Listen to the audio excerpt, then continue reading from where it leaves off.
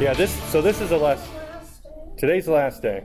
Yes, next week I am actually out of town. I'm in Chicago, but it was already scheduled that this was the last class. I had a bunch more that I was going to go over, but we just ran out of time, so. We talked too much. We talked too much. No, that's good, because Talking's a good thing, though. the discussion's what's important, right? Because that's how a lot of people work, because when you interact, it makes it a lot helpful. Are you going to put them on the website? Yes, all of these have been recorded. All of them are on the website except for today's, and it will be put up there afterwards. The other ones, I'm eventually going to cover those topics and then put that up there as well. Either I'll do a class or I will just record them just so that they're up there.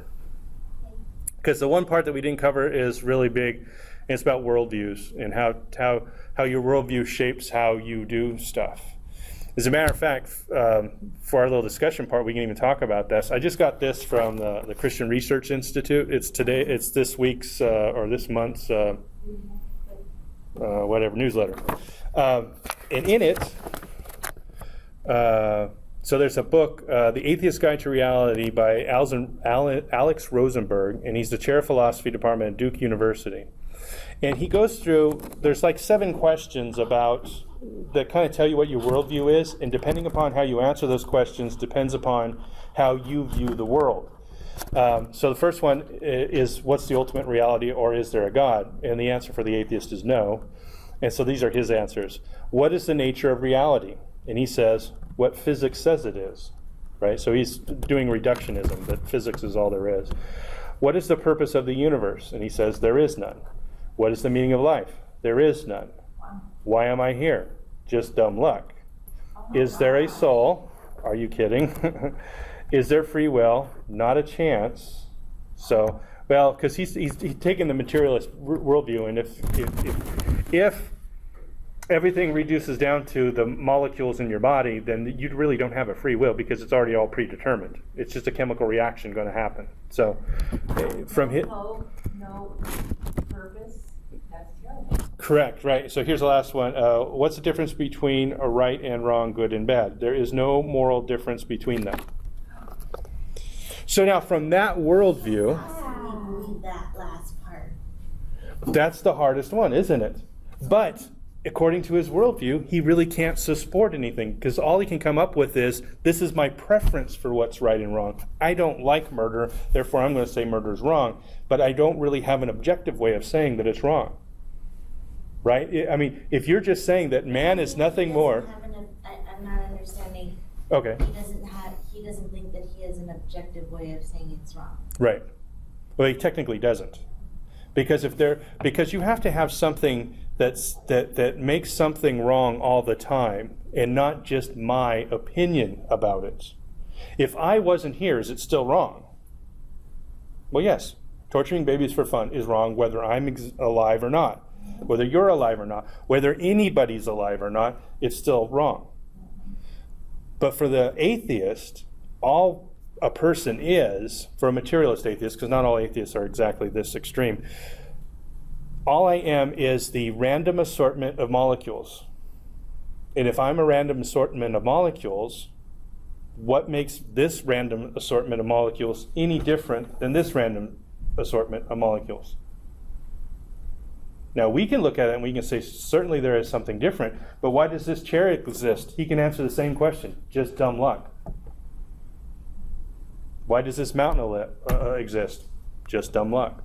So if they're going to be honest with where their worldview leads to, this is where it's always going to lead to. It reduces everything down to just chemical reactions, and therefore, how do you take a chemical reaction and say that this chemical reaction is good or this chemical reaction is bad? And really, he has a hard time saying that Hitler was wrong. How does he know that Hitler's wrong? How does he know that Hitler did not just evolve higher than us and somehow just smarter than us? And we're actually the poor, stupid apes that haven't quite, we're the knuckle draggers that haven't evolved high enough to understand how important what he was doing was that. I mean, that's the argument that from his side he can make. So this is really interesting. I can see this as an eye-opener for you. So there's a really good book for that, and I'll give it to you. Actually, it's a mouth opener. Yeah. He just happens to have a book for it. But So for the Christian point of view, you would say, is there a God? Yes. The Trinity is the understanding of God. What is the nature of reality? It is everything that God has created. There's a creator God, and he has set everything in motion. What's the purpose of the universe? For God's glory. What's the meaning of life? For us to be a part of his program, his glory. Why am I here? Because God wanted you to be here, right? Is there free will? Some Christians argue with this, but I say yes. There is free will because we have the choice to either choose to be with him for eternity or not. And what is the difference between right and wrong? There is a difference between right and wrong because God has made there's a difference because it's founded on his character, his essence, what he is. That's what it's founded on. Therefore, I can say whether people existed or not, torturing a baby for fun is wrong. So this is an important thing to understand because if you want to understand how other people view the world, you have to understand where they're coming from. Not everyone's going to answer those 7 questions the same way he answered them. A lot of atheists will answer the same way for all that stuff, and when they get to the last one, morality, they'll say, well, that's an evolved trait. Well, if it's an evolved trait, who the heck cares? Who the heck cares that you evolved that way? And there's a really good video from the movie Chronicle. I don't know if you've seen the movie Chronicle. It came out 2012, I think. And it's this guy, he gets hit by some kind of alien thing, or no, they found this alien thing, and then him and his 3 buddies all of a sudden have superpowers. And they can fly, and they can control things and all this stuff. Teenagers? Yeah. I think I did see that. So he's sitting at one point in time in the movie, and I have the video clip somewhere on here, and I can show it at the end of class. He's sitting in there, and he just says, I've been really thinking about this a long time, like evolution and stuff, and like people evolve. And he says, when a lion goes out and kills a gazelle, he doesn't find anything wrong with it. And then he says, there's just something there. And the implication that he's making with that is, I'm now superior to all of other mankind.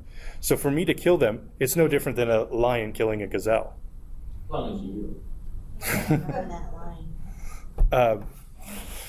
So anyways, I'll show that at the end of class because I have that readily available. But anyways, that kind of gives you an idea of how worldviews, if people follow them through. The problem with atheists is God has created the morality in our hearts. And so they have a really hard time denying it. But their worldview, what they say they believe, says that that's impossible, basically. And so that's why they're stuck in this dilemma where they have one foot borrowing from Christianity because they have to, because they know that deep down inside they know that something's right or wrong, while on the other side saying, well, everything's just a chemical reaction. They have a hard time doing that. So they will try and squirm around and all this kind of stuff. And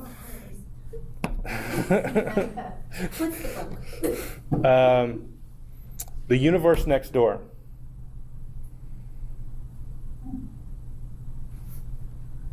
I believe it's James Sire's. James Sire. And it's funny because this guy that wrote this book was basically taking his 7 points and answering his 7 questions. Because some other people come up and say, well, those 7 questions, you can really get it in 5 questions and all this other stuff, and that's really immaterial. The 7 questions work really well, and that James Sire is the one that does that. Oh, this is from last week. So last week, I think where we left off was we were talking about intellectual virtues, and we were talking about having a passion for the truth, passion for holiness, passion for consistency, but being able to apply the truth. And that, sometimes the truth is not exactly good news, right? And so we have to separate our emotions from that. So developing intellectual disciplines. And so some of the things that people have talked about in here, and some of the things that I think Dallas Willard's the guy that kind of came up with these that J.P. Moreland kind of added to his. And that's solitude, silence, and attention. In other words, having a specific time where you can then spend time either thinking or reading or doing, your intellectual workout, so to speak, right? So if you do your physical workout, what do? You usually have a time and a place and a thing to do it. In order for you to be consistent, what do you normally do? You try to do it the same way every day. You may change your routine every day, but if, like for me, I get up early in the morning and I go swimming. So I go to the gym, I go swimming. So that's my routine. And so you need to have a routine also for this, because if you don't have a routine for this, it doesn't happen. Other things in life take it. He talks about lateral thinking, and that's like trying to think outside the box and getting into other subject areas. I was talking with somebody the other day about this. It's amazing. A friend of mine who's an atheist, who is actually interested because he says, I went and tried to figure out what apologetics was because you got a degree in it. So he said, I went and got a book on it so I could figure out what it, and he's an atheist. So I thought that was really cool that he wanted to figure out what it was all about. But he was saying that he was reading in another book that we're talking about how everybody just gets into learning what they need to learn for their job, so to speak, and they neglect the liberal arts. So in other words, a broad understanding of all these different disciplines and areas, at least having some type of understanding of psychology, even if you're going to be a physicist, right? You know, having some understanding about literature, even if you're going to be a physicist. So you would have a broad understanding, and then you go up into these other areas. In theory, college does that. In theory, it's right. This is what he talks about, though. The book that he was reading, which I thought was kind of fascinating, and I kind of want to read the book, but was that other nations like China and India will focus only on computer science or whatever it is, only development, and that's all you will end up knowing. The problem is they lack innovation in those countries because they don't have that broad understanding. And people don't realize that what you learn in maybe psychology or physics or something else may apply somewhere else in an unrelated field of study. And a lot of discoveries and innovations have come from being able to look at things from a broader scope than actually just looking at it from the very myopic, just I'm only looking at computer science type of approach. He talks about prayer. He talks about when you do create these intellectual habits, it's honoring to God. Things like taking classes, reading books, doing research. Research would be like reading more than one book on a subject. One TV show I saw once, it was on Discovery Channel, it said if you read 5 books in any topic, that's equivalent to having a master's degree in that topic. That's the knowledge base that is typically in there.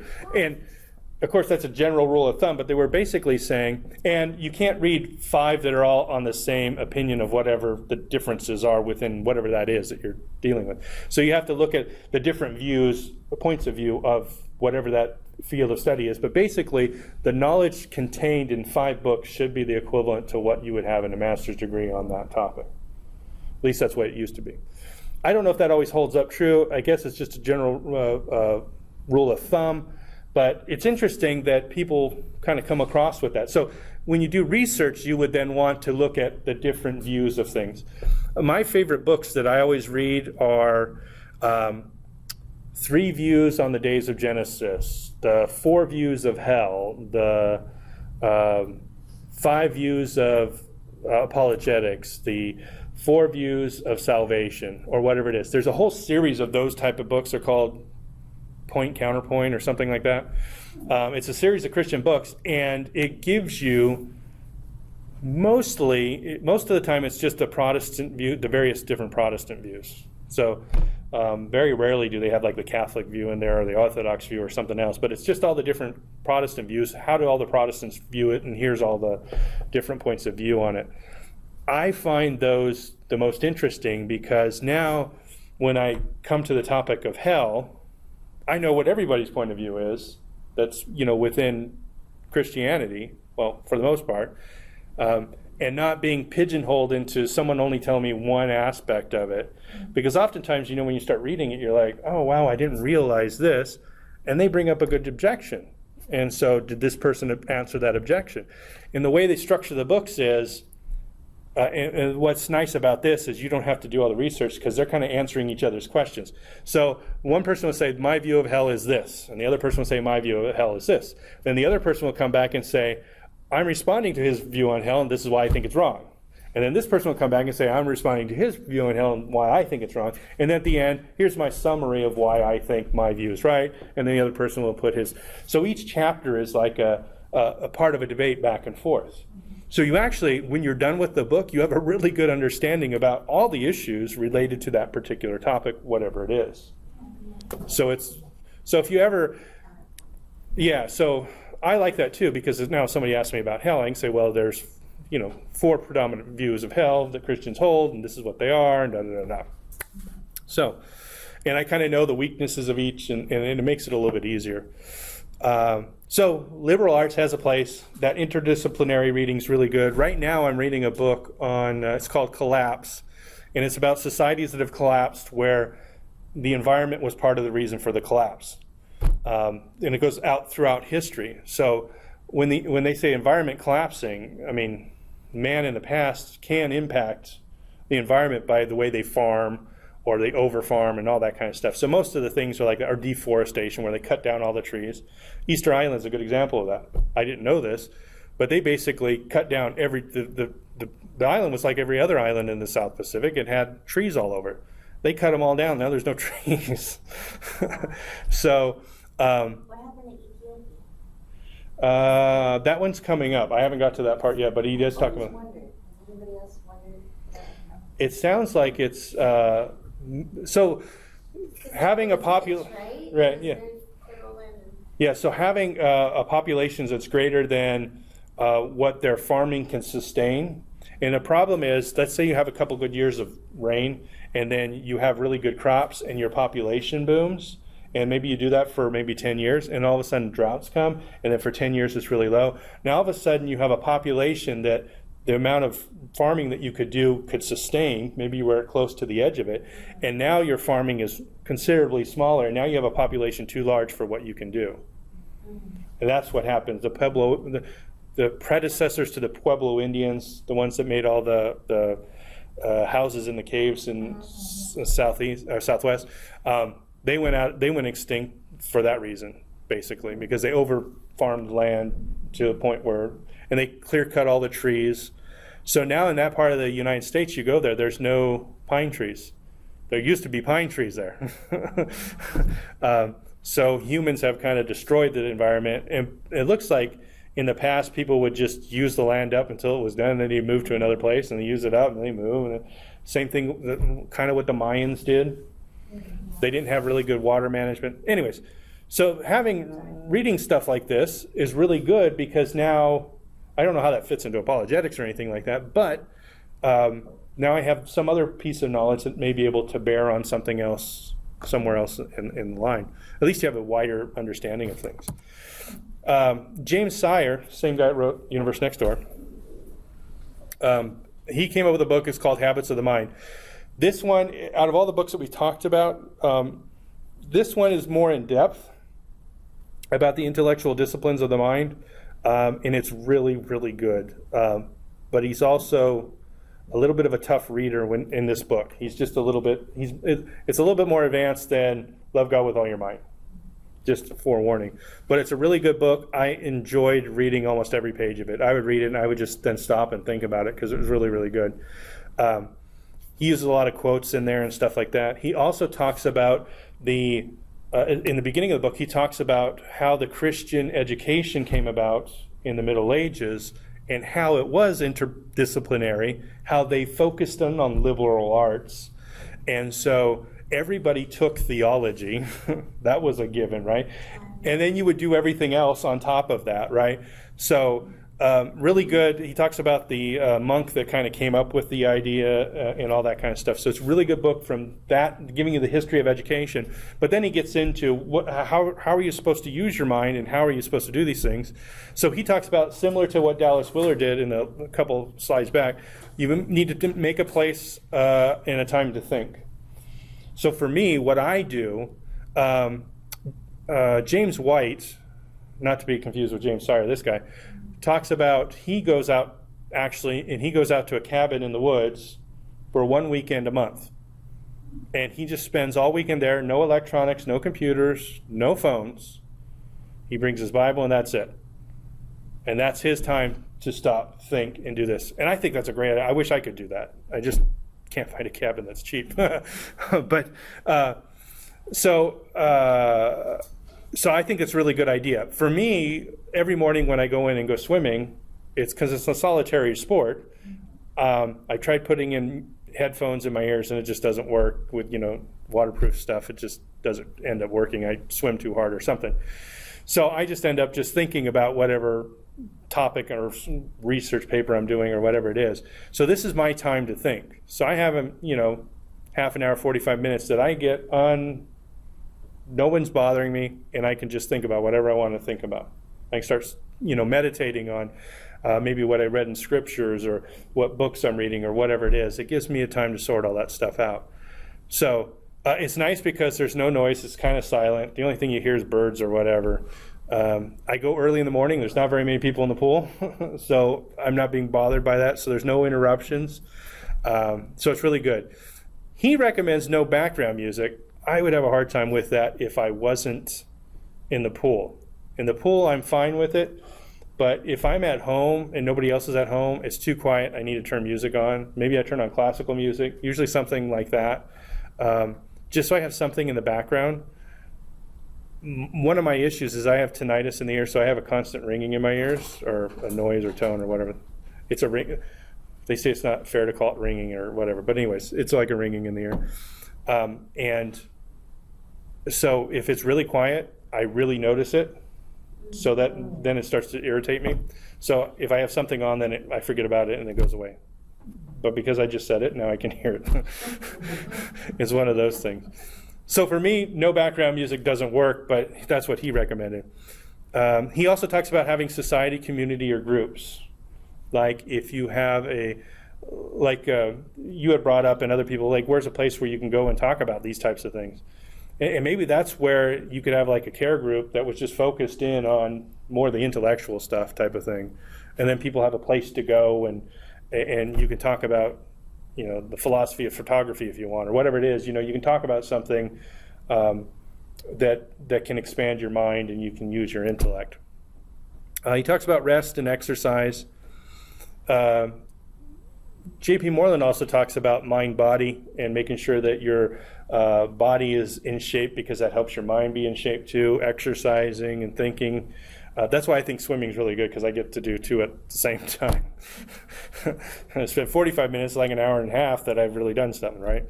And then he says, keep a journal, notes, keep notebook around, and set goals. So this is a good one, because when he says keep a journal, notebooks, and keep notebook, that's what we were talking about before class started, about using OneNote, and why it's kind of a really important tool. There's other tools out there. There's another notepad book that's available out there. I like OneNote better because it has more features. I forgot what the name of it was. EasyNote, or no, that's not the name of it. Yeah. There's a lot of them out there, and this is the more full-functioned one. You can do all kinds of things with it. You can search from online and all this kind of stuff, so it makes it really easy. You can put pictures and photos and emails, and you can be on, in the Microsoft Office thing, you can right-click, print, and one of your print options will be OneNote. If you click print to OneNote, it will then put it into OneNote as if it's a page in OneNote. So you have the ability, that's when it's on your desktop. So that way now it's in your notes. You can do that from a web page. Let's say you go to a web page that you want. If you highlight the words that you want off a web page, like it's a blog or something, and you copy and paste it into OneNote, it puts the date and time that you did it and the URL of where you went to get it. That's important, because if you're writing a term paper, you have to know where you got it and when you got it. That's the two things you have to do to write your citation. Anyways, but you can always get back to it then. So, and then setting goals. I was talking to some guy yesterday. I was at a barbecue, and he says, yeah, I got 2 books on my shelf. I plan to read them this year, maybe. That was his goal, right? And I thought, wow, so now that I'm done with school proper, and I'm going to take some time off, what are my goals going to be for next year? What am I going to do for intellectually, not just about doing this kind of stuff where I'm making classes and doing stuff like that, but what else I'm going to do to continue to grow and use my mind.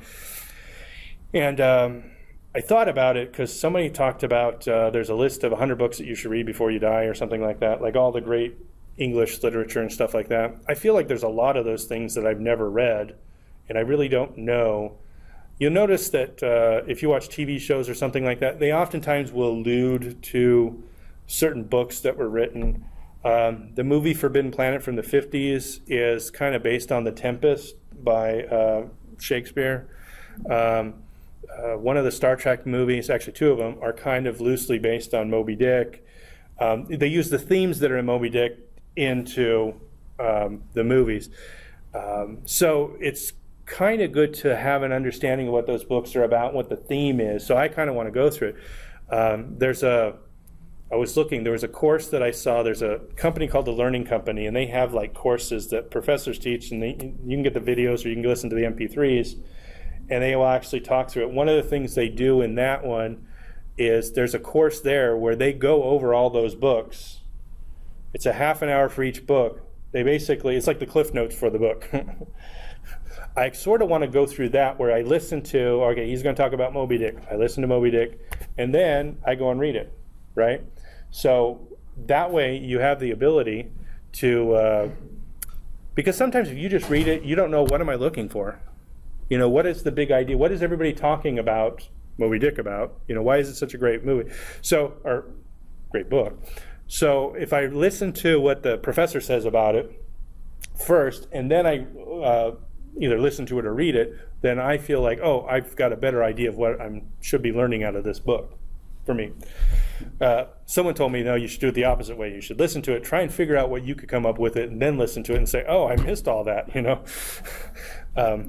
So I don't know. Either way. Have you heard of the great courses? That's it. Oh, that's what you were talking about. Yeah, the Great Courses is the Learning Company, or the Learning Company's okay. Great Courses. I wondered because I wasn't, okay. I have a bunch of those courses and stuff like that. I got the one on quantum physics, and it hurts my head, but Yeah, I try to listen to it. that one. You won't find me buying that one. Yeah, that one's even tough for me. Oh, boy. It'll compute in this brain. So, No. studying is like exercise for the mind, so that's always a good thing. James Sire in Habits of the Mind says, the desire to know, to think clearly, to pursue ideas back to their sources and on toward their implications, this desire should not be difficult for one who's called by God to think. Now, he's talking about going back to where this idea came from, and then where does it lead to? This is important because when we talked about earlier, we talked about these atheist view and how they answered the 7 questions. When you ask, where does this lead to, you can see why something like the Holocaust is not something that's outside of the purview of this worldview. It makes sense for them. This is why abortion makes sense to them. Because it doesn't really matter. It's just a bunch of atoms. Right? So this is why, that's why viewpoints are important, and where they come from and where they lead to is something that we should be careful about. Of course, if you look at things from a Christian point of view, Jesus Christ said, love your enemies, love your neighbor, all those types of things. Where should that lead to?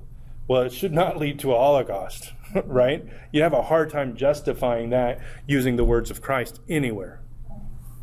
So that's why worldview is really important. That's why where ideas come from and what their implications are is very, very important. That's what James Sire is talking about there.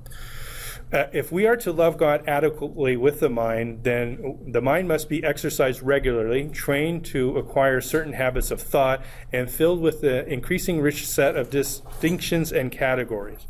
So J.P. Moreland is basically saying, yes, we need to keep on working our brain just like we would keep on working our muscles, right? Yes, not all of us are going to be like Arnold Schwarzenegger of intellects, right? But it doesn't mean we should be really flabbly, right? So we want to work somewhere towards it. And we talked about this, I think, earlier in the class, one of the previous ones, and about intellectual loneliness. And that is, if you start doing this kind of stuff, you stop making noise. So if you have intellectual loneliness, in too many churches, a questioning mind can be the plague to its owner. The thinking woman or man seldom gets much support today, and more often than not is met with resistance and suspicion. This is true not only for those inclined to dig more deeply for more reasoned, better founded faith, but for the Christian who is laboring out in the world to resolve debates and value clashes in fields like social justice, medical research, education, law, and finance. And so the Christian who must use his or her mind because they are driven by the joy of using it can exist in an odd, ambivalent relationship with the brothers and sisters in Christ. This should not be. And I think he really talked. This one really strikes me because sometimes I feel like that. I understand exactly where he's coming from. Well, you're like a whole world above where the Christian church is and where I am. You know what I mean? Maybe.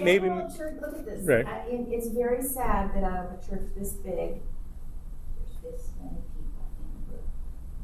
This should be like the next class you start taking, which is forever. Right.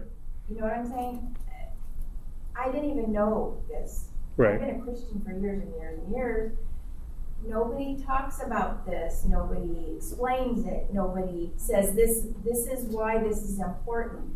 Nobody, we go to work, we come home, we have our little quiet time, we do this, that. It's not at this level. Right. That's a whole nother level. And then everybody, I think Satan has such a hold on society now in terms of busyness that I see it in it's in me, but I see it in my daughter who has 3 boys and is working full time, trying to run a household. She's exhausted. I try and give her a book and she goes, I don't read, Mom. I can't read. I don't have time to read. I hardly have time to sleep. I don't, And so Satan is just carrying us further and further. And how can I be a Christian all these years and not even be exposed to this until I met you? Right. That is a sad commentary. Yeah. The interesting thing, though, is that this is starting to turn around. The thing that's sad for me is that it took so long, that we had to get so far down the road. Like everybody's complaining about, same-sex marriage and all this. It's going to ruin America. No, it's a symptom of what's ruining America. It's not the cause. You know what I mean? It's really. I just got this magazine because I'm writing my paper on homosexuality in the church and how the church should respond to it. Trying to come up with a well-reasoned, clear-thinking type of way of approaching it that honors what Christ says about loving your neighbor and all that kind of stuff. But when I was reading it, they had no. This was I think it was San Francisco Magazine or something like that. They had no problem saying that I'm a hedonist. The people that are writing this, and they said, and so I wanted to enjoy life, so I got into an open marriage. Me and my husband decided we were going to have an open marriage, and we did this. At the end of the article, she says, I thought it was really interesting because she's clear about. Her thinking process is somewhat clear. She kind of understands what the implications are. But she said she was talking to her friends who have been married for 30 years, who, enjoy each other and whatever, and they have a good marriage. And then she looks at herself, she goes back home, and she's with them, and she's now single and on the dating scene. Because obviously her marriage did not last past the open marriage. But she said, they gave up freedom for their marriage. I gave up my marriage for freedom. That's all about self. Right. Well, she's completely honest and truthful about the value judgments that they both had. So she valued the ability to do whatever she wanted, whenever she wanted, over the stability and long-term relationship. On this side, she shows regret, and she does talk about she wishes she had kids, she wishes she did all this.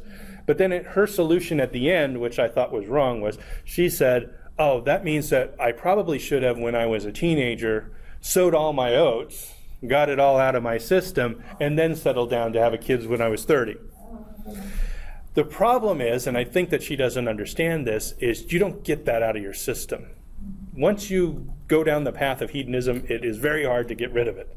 And I don't see people that, get into, free-for-all with relationships and all that kind of stuff have an easy time getting out of that. It seems to be the more you do, the worse it is. In fact, I even told my friend I was talking to my friend about it at work too, because he started asking me about that too. And I said, and he said he thought that was right. He said, yeah, maybe they should do that. And I was like, well, I think it's wrong. And this is why I think it's wrong. And that is when you have a relationship with your wife or whatever, and you finally get married with her, if you've had sex with tons of other people prior to getting married to her, now you are going to compare your wife for the rest of your life with all those other people. Yeah. And whenever she's not meeting those, what you think are your desires or what you want, you're going to be thinking about, oh, I remember Sally or I remember Sue or whatever the deal is. And it's always going to be in your mind. Whereas if you did not do any of that and your wife is your first person and nobody else, then you have none of that plaguing you for the rest of your life. You may wonder in the back of your mind, what would it be like for everybody else? But you don't have any actual experience knowing that it was better or whatever, or worse with other people. So I think it's wrong. I don't think you should do that. I think there's a reason why God says marriage is, or sex is for marriage. And when you go outside of it, I think that that's why there is. And I get the hint from her article that that's where she was going with it. But it's really interesting just to see how society is. And I think in some ways she was smarter than most Christians about it, because she realized, I gave up my marriage for freedom. And I think a lot of Christians give up their marriages for freedom, and they don't realize what they're actually doing. So It's just a crutch. What? What if it's because it made, what if, what am I trying to say? Tired. What if that last line, A was a crutch, or B was just, oh, this is why I did this, and this line sounds good to end my article. Right. Yeah, it could be. I mean, she could have been writing it just to do that. But I actually think she really believes that. Just by the way, the article that I read, because that's kind of like the whole theme of the whole entire thing. Born and raised in the city, and going back and visiting my cousins' houses and my aunt's houses, and just seeing like the youth, I can see if she, I don't know, somehow maybe tricked herself into believing that, but I don't know. Why would you get into an open marriage in the first place? Well, yeah. I mean, there's something. Right? Yeah, for freedom. Well. Well, it seems like you're just opening up a can of worms. There's no way about it. There's no way that you can rationalize, oh, if I'm going to start doing this, this is not going to have a significant impact on my marriage. I mean, there was an interesting thing, because there was another article, the whole magazine was all about different relationships and sex and all that kind of stuff. Is it Wired? No, it was San Francisco. It's something about betterliving.com or something, but it's called San Francisco, and then Better Living. There's multiple different magazines with different city names on it, but it's the same thing. Anyways, it's just interesting to see kind of where they're coming from with their worldview and how she sees it. And other people were saying having an open marriage, but your partner doesn't know it's open. Oh, well, that's just cheating. We call it adultery, right? And the other thing is, when you go to that open marriage, it's like saying, I don't value you enough that I'm going to be with you. Right. I'm going to be with you and them and so, and who knows what the future holds. You might not be the one later. Next week I might go. Right. Well, I might be wrong, but That's the wrong thinking. it sounds also like an oxymoron. What is that? yeah. You know what I'm trying to say? Like Contradictory. jumbo shrimp, open marriage. That's an oxymoron. Yeah. Oxymoron. Okay. It's just, or maybe subliminally or subconsciously, I don't value myself enough, so I'm going to enter an open marriage with you for some reason or another. I think you can come up with All kinds of stuff, huh? Yeah. And a lot Once has the to do brain with the person's starts- past, a lot to do with, where he's at in the future. I mean, or she, because it's becoming more prevalent for women to be doing it. Also, it used to be the male was the driving factor. But now that's gone to the wind, and women are just as much at the forefront as Right. men were.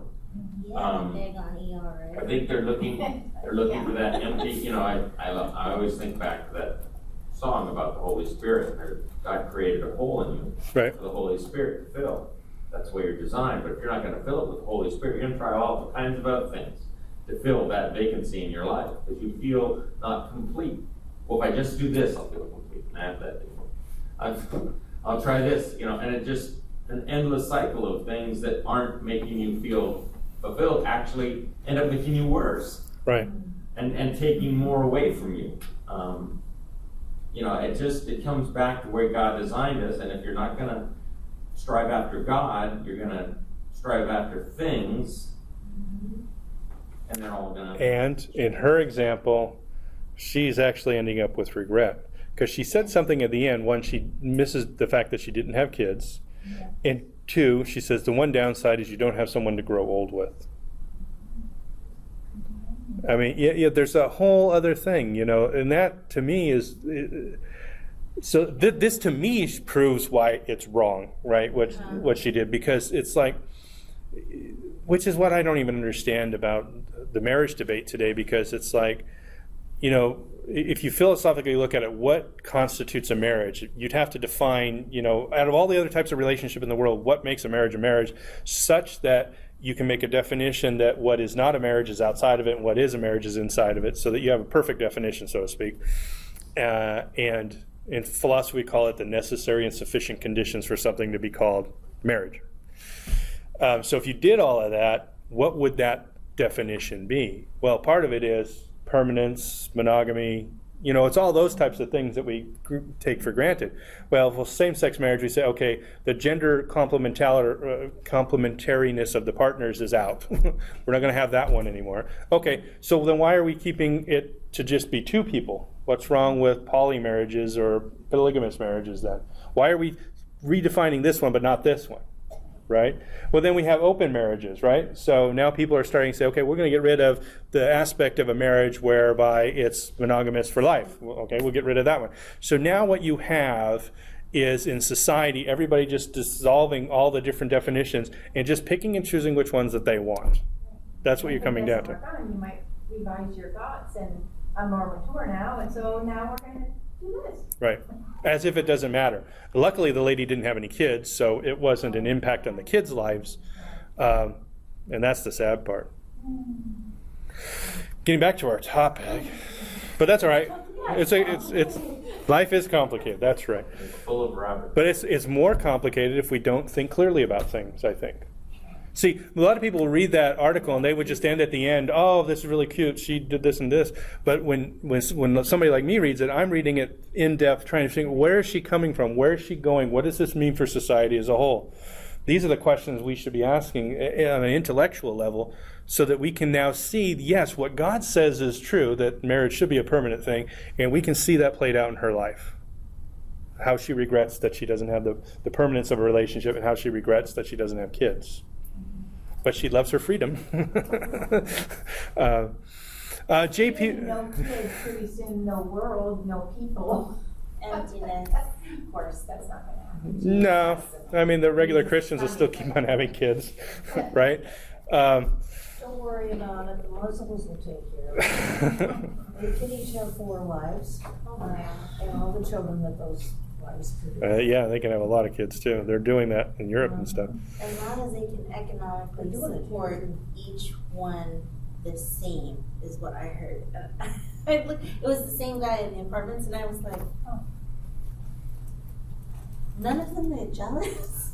Well, that's a whole nother article that I read about jealousy. But anyway, no, there was one. Well, the one was about poly marriages, which are anything goes marriages, where there's as many people as you want. And anyways, they had a lot of complicated diagrams to explain that.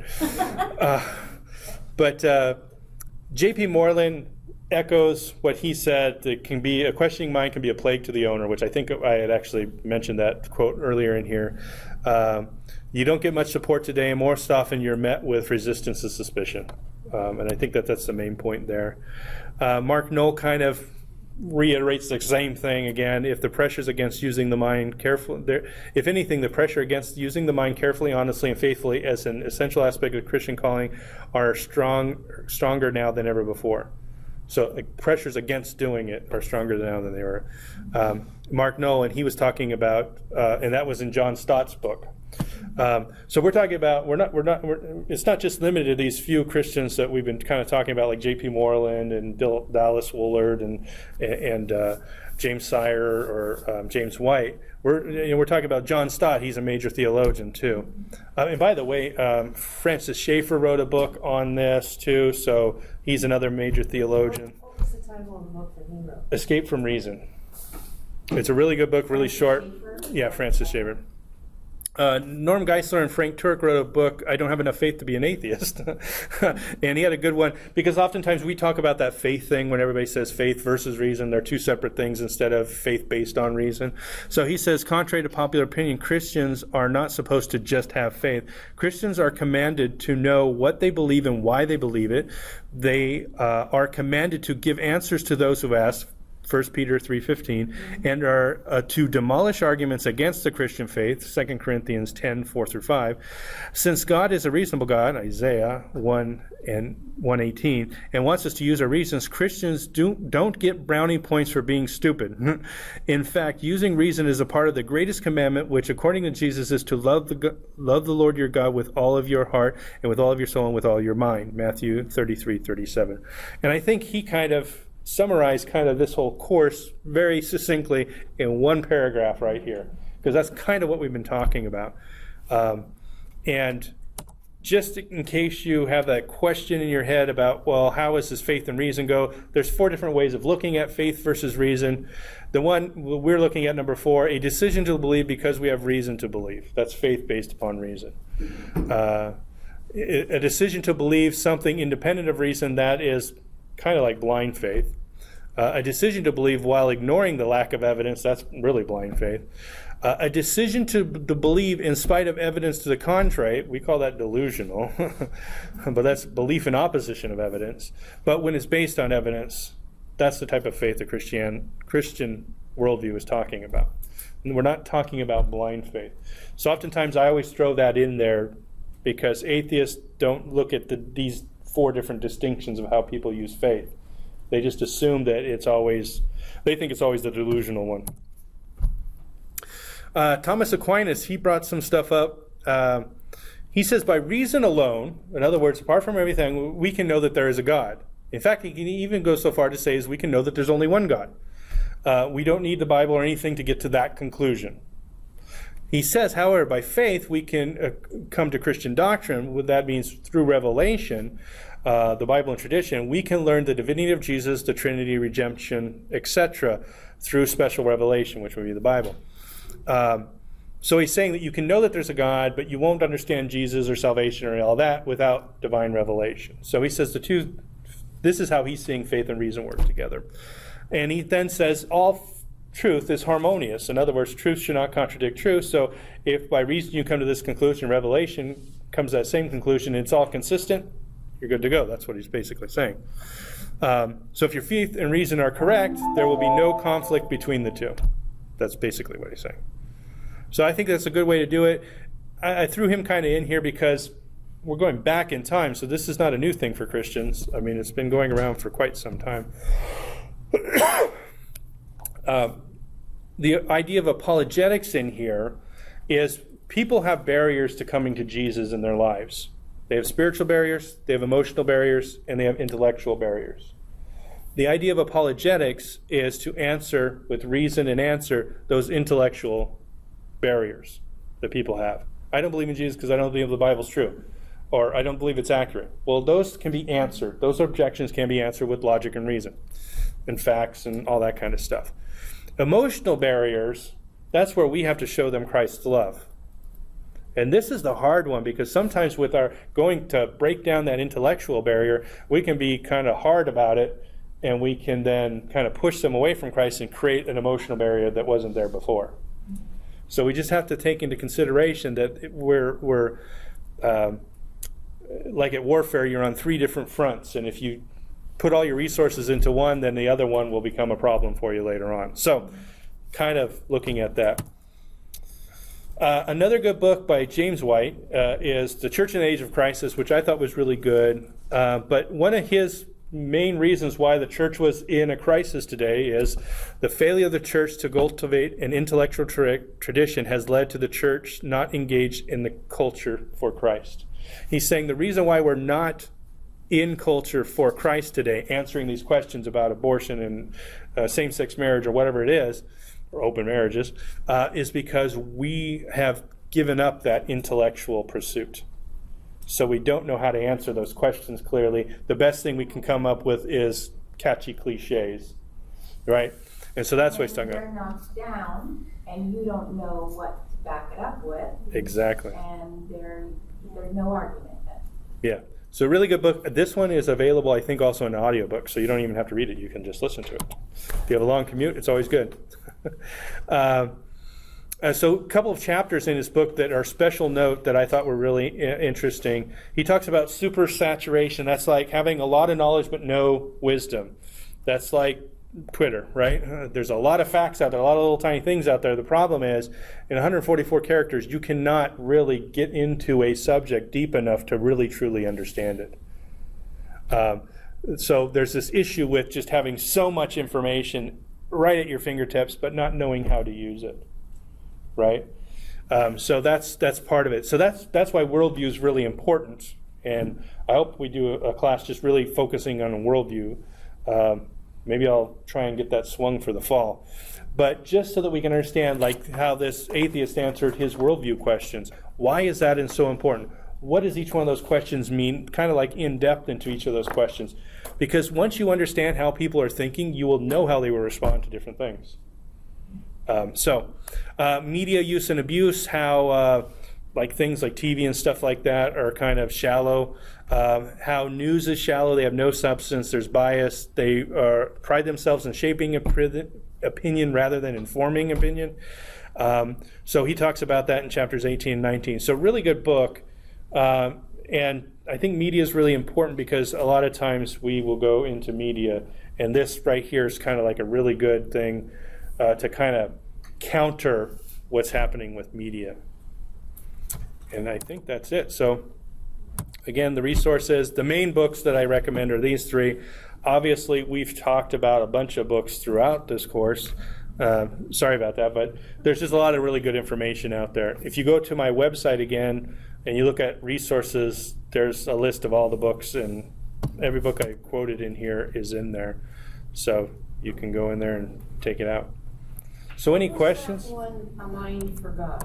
Who's that by? Oh, that one is done by James White as well. Also James White. Yeah. You'll find that there's certain people that really do this a lot. James White, James Sire, J.P. Moreland, Dallas Willard, Os Guinness, Mark Knoll.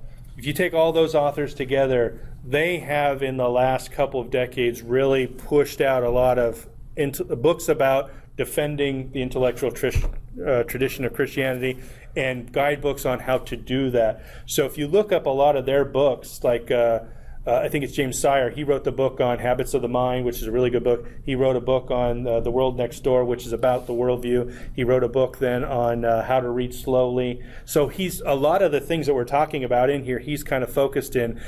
James White talks about culture and Christianity today. Using Your Mind for God is another book. So he's kind of doing it. Os Guinness wrote a couple books. Mark Knoll, Scandal of the Evangelical Mind. I mean, so you've got a lot of really good stuff in there. Once you read all that, you get to the point where you're like, if you read all that, then you're probably done. You don't need to read any more of that, because then it starts to get tedious, because it's like, I already read that, or I know what that is about. You know what I mean? It's like, there's your 5 books that you need to read to have your master's degree in Christian intellectualism. Read them all and you'll have a PhD. Yeah.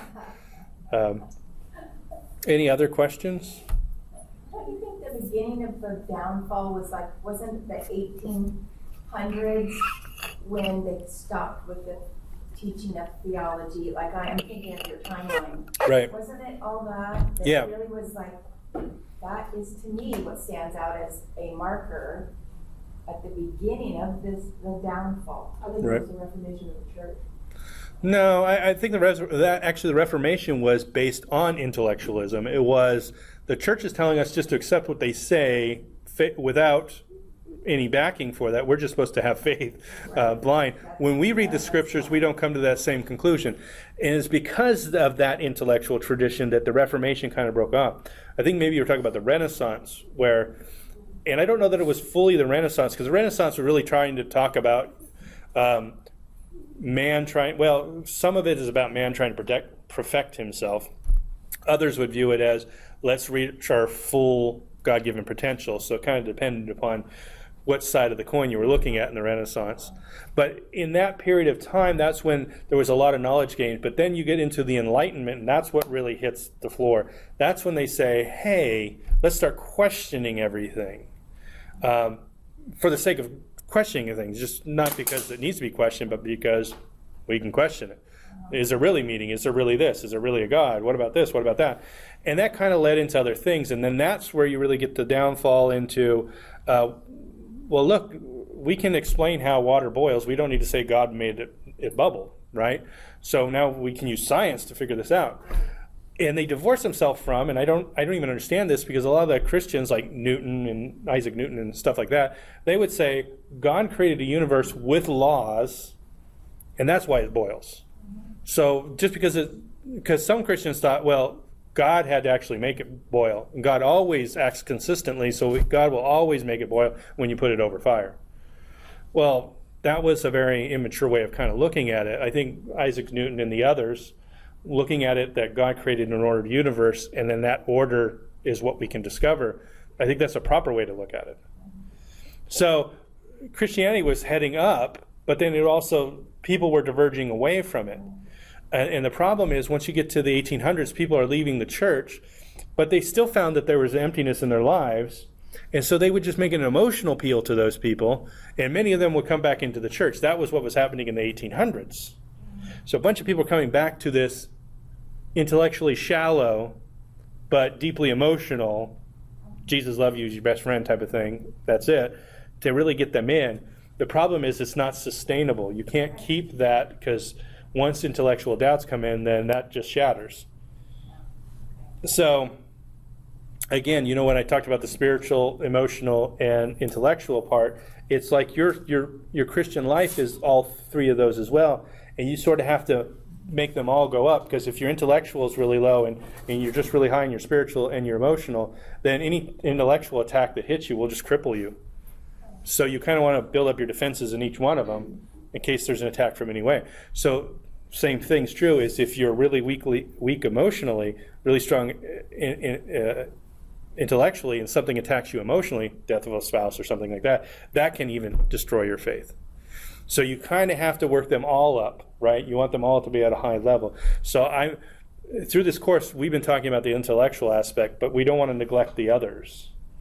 What we find most of the time in the church is the emotional aspect and spiritual aspect may be a little bit higher, but the intellect's low. So we want to build that up. But other people may have this high, and they have to move the other ones up too. So Not usually. not usually, right. The usual way is... Dear Heavenly Father, we want to thank you for this class. Thank you for the students that came to this one. Help us to go out into the world, and as disciples for the intellect that you've given us, help us to show others how they can use their minds to bring glory to God. In Jesus' name we pray. Amen.